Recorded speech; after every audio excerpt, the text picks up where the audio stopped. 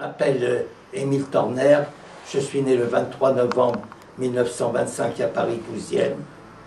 En septembre 1939, j'avais 14 ans.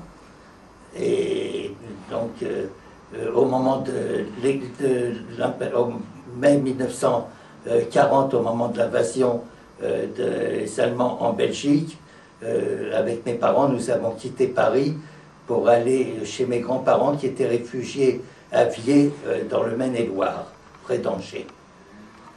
Et après, à la fin du mois de juin 1940, nous avons quitté Viers pour aller à Biarritz. Pourquoi Biarritz? Biarritz était un port et mon père n'avait qu'une idée en tête, c'était de quitter la France le plus rapidement possible.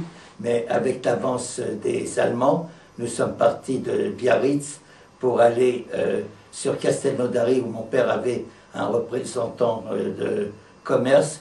Nous sommes restés un peu à Toulouse et après nous sommes partis à Sète. Sète est également un port, mais malheureusement il n'y a jamais eu de bateau et enfin nous n'avons jamais pu quitter la France. En octobre 1940, ma mère est retournée à Paris et elle a fait des allers-retours parce que mes parents étaient dans la fourrure, donc ma mère a liquidé le stock de fourrure pour qu'on puisse avoir des ressources pour pouvoir vivre pendant le restant de l'occupation. D'accord. Après Toulouse, en avril 1941, nous avons quitté Toulouse, qui était une ville assez dangereuse, pour aller à Nice, sous l'occupation italienne. Moi, j'étais déjà rebelle, mais étant donné que nous étions d'origine juive, quand il a fallu se faire recenser, que les juifs devaient se faire recenser et mettre le tampon juif sur la carte d'identité, moi j'ai été directement au commissariat sans mes parents, et donc on m'a demandé, j'avais une carte d'identité, on me dit votre livret de famille, je dis j'ai pas de livret de famille, j'ai présenté ma carte d'identité, on m'a dit le nom du père, j'ai donné, mon père s'appelait, on l'appelait Jacques, mais en réalité il s'appelait Isaac Meyer, et ma mère s'appelait Fradel Schwartz, j'ai donné le nom de ma grand-mère paternelle qui s'appelait Berger, j'ai dit Françoise Berger.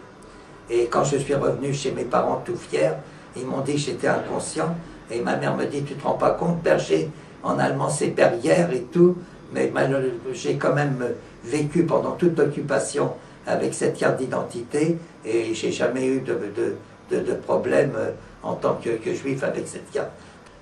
Là, nous étions tranquilles jusqu'au mois de septembre 1943, où les Allemands ont chassé les Italiens de Nice, et là, il y a eu de grandes rafles de juifs en 1943.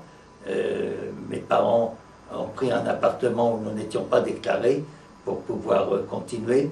Et en janvier 1944, j'ai quitté Nice seul avec un ami de mes parents pour aller à Saint-Amand-Montrond. Cet ami connaissait une personne qui était réfugiée à côté de Saint-Amand-Montrond. Lui ne s'est pas pu à Saint-Amand-Montrond, il est parti, moi je suis resté à Saint-Amand-Montrond. J'ai travaillé au début chez un assureur, c'était assez facile, il me donnait des dossiers pour aller voir des agriculteurs qui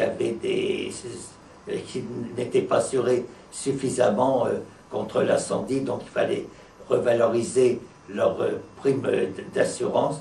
Bon, j'avais 18 ans à l'époque, et puis bon, l'assurance, ça n'a jamais été mon point fort, et j'ai été obligé d'arrêter, et donc l'ami, c'était son frère, lui il était représentant pour son frère en fourniture pour les photographes. Donc il m'a placé chez un photographe pour que je puisse avoir une occupation de travail, de ne pas être oisif. Donc j'ai travaillé chez un photographe jusqu'au jour du débarquement. J'ai dit à mes parents, il n'est pas question que vous veniez avec moi à Saint-Amand-Montrond. Si on doit se faire arrêter, c'est pas la peine qu'on se fasse arrêter tous les trois ensemble. Et bon, ils étaient complètement désespérés. Et à un moment, mon père a eu une lumière. Il a dit, mais on a quelqu'un qui est à Saint-Aignan dans le Loir-et-Cher. Il a dit, on va aller chez eux. Donc ils sont partis chez eux. Quand ils sont arrivés chez nos amis à Saint-Aignan, les autres sont devenus verts, jaunes et tout. Ils ont dit, que venez-vous faire ici? Et donc, il lui a dit, bon, on n'avait aucun endroit où aller, donc nous sommes venus chez vous. Ils ont dit, bon, écoutez, on ne va pas vous dire de repartir. Ils leur ont trouvé un petit appartement où ils ont fini le reste de la guerre tranquillement à Saint-Aignan.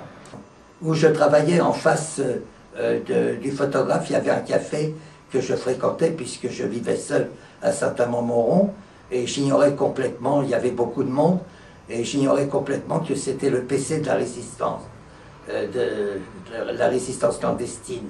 Et un jour, donc, le garçon de café, voyant fréquenter le café, j'étais seul, j'avais 18 ans, je travaillais chez un photographe, j'étais peut-être un peu mystérieux, donc il a essayé de me sonder un peu, en me disant, il m'a provoqué, en me disant qu'il voulait rentrer dans la milice, et plus je le déconseillais, plus il insistait. Et quand il a vu donc que j'étais du bon côté, là il m'a expliqué que c'était le café de la résistance, et donc le 6 juin, je me suis rallié avec eux, et donc nous sommes partis.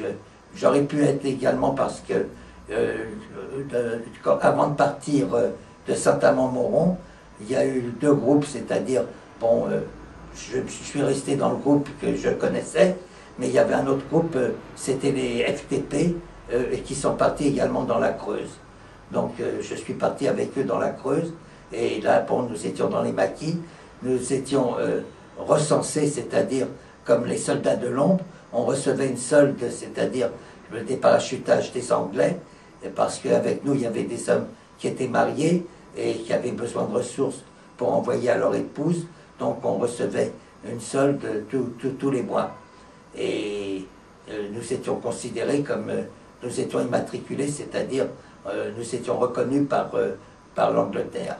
Et quand il y a eu le débarquement le 6 juin 1944, la résistance intérieure de Saint-Amand avait libéré Saint-Amand-Montrond, avait arrêté un certain nombre de miliciens, dont la femme d'un grand ponte de la milice, Madame Boutlan, qu'on a emmené avec nous. Et quand les Allemands sont rentrés à Saint-Amand-Montrond, nous sommes partis dans la Creuse, à côté de Bourganeuf, en emmenant les miliciens et Madame Boutlan. Lorsque les Allemands, enfin, et la milice, ont arrêté des otages à Saint-Amand-Montrond, nous avons négocié avec eux pour relâcher uniquement Madame Boutlan et qui relâche les otages. C'est ce qu'ils ont fait d'ailleurs. Donc le 14 juillet 1944, il devait y avoir des parachutages dans tous les maquis de France. Malheureusement, ces parachutages ont échoué partout, même dans le Vercors, et nous avons décidé donc de retourner sur Saint-Amand-Montrond, c'est-à-dire vers le 16-17 juillet. Nous sommes partagés en 2 groupes, et malheureusement, 65 ensemble de notre groupe, de la compagnie Surcouf, nous avons été arrêtés le 19 juillet au matin dans les bois de Saint-Dizier-les-Rennes, dans la Creuse, en voulant retourner sur Saint-Amand-Montrond. Et avec nous dans le bois, il y avait d'autres maquisards, d'autres groupes, et il y a eu, la Creuse était un fief vraiment de la résistance, et d'ailleurs il y avait pas mal également d'enfants juifs qui étaient cachés dans des familles en Creuse, telles que Klarsfeld et d'autres. Et donc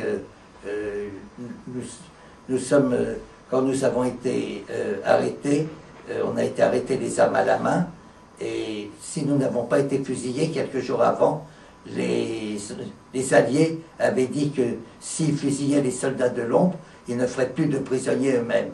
Donc c'est peut-être pour ça qu'on a eu la vie sauve. Et il y a eu un autre événement, c'est-à-dire les mêmes Allemands qui nous ont arrêtés, c'est ceux qui étaient rentrés à Saint-Amand-Montrond le 8 juin. Donc ils ont été tellement surpris de nous retrouver dans la Creuse, donc c'est peut-être un événement qui a joué également en notre faveur. Après donc avoir relâché les otages, et ils ont arrêté un certain nombre de Juifs qu'ils ont emmenés vers Bourges, et de Bourges, 26 ont été transportés dans un endroit où il y a qu'on appelle les Puits, à côté de Bourges, où ça a été une véritable tragédie, et 26 Juifs ont été lancés vivants dans ce fameux puits.